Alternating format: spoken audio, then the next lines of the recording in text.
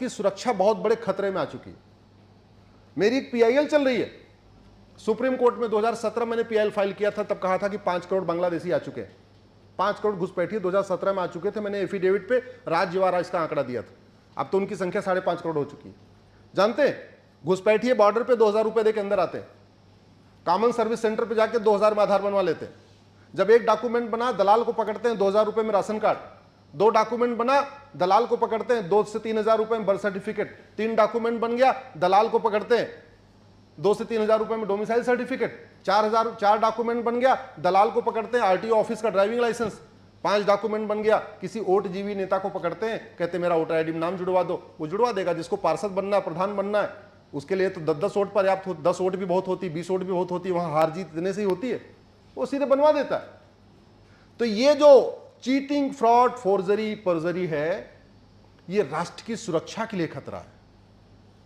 घुसपैठ हमारी राष्ट्र की सुरक्षा के लिए खतरा है, तो घुसपैठ रोकने के लिए आपको सतयुग एक्ट को लागू करना होगा। घुसपैठ देश की एकता अखंडता के लिए खतरा है। घुसपैठ सबसे बड़ा देशद्रोह है। घुसपैठ एक ऑर्गेनाइज क्राइम है। घुसपैठ एक वेजिंग वॉर है। और वो सब चल क्यों रहा है? क्योंकि घुसपैठियों को सब कुछ मिल रहा है। अभी हमारे मित्र शर्मा जी दिखा रहे थे, अभी रायबरेली में 20,000 फर्जी आधार जन्म प्रमाण पत्र बने, 20,000, और जनसंख्या उस गांव की 20,000 है। उस गांव की जनसंख्या 20,000 है और 20,000 फर्जी अलग से बर्थ सर्टिफिकेट बन गए। अभी कुछ दिन पहले राजस्थान की एक घटना आई है कि बॉर्डर पे 20,000 फर्जी आधार बन गए। वो राजस्थान सरकार ने केंद्र सरकार को चिट्ठी लिखी है कि आप इसकी सीबीआई जांच करो। मेरा यह मानना है, prevention is better than cure. जब व्यक्ति अंदर आ गया, फिर उसको ढूंढना, पकड़ना, जेल में डालना, फिर उसका मुकदमा डिसाइड ही नहीं होगा जब तक कानून नहीं बदला जाएगा। ये रिएक्टिव मेथड खत्म करना चाहिए, प्रोएक्टिव लाना चाहिए। पासपोर्ट भी तो बना रहा है।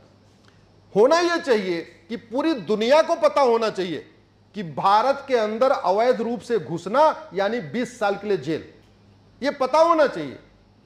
हमारे यहां क्या है, 1946 का फॉरेनर एक्ट चल रहा है, उसमें मैक्सिमम 3 साल की सजा है, मिनिमम कितना लिखा ही नहीं है।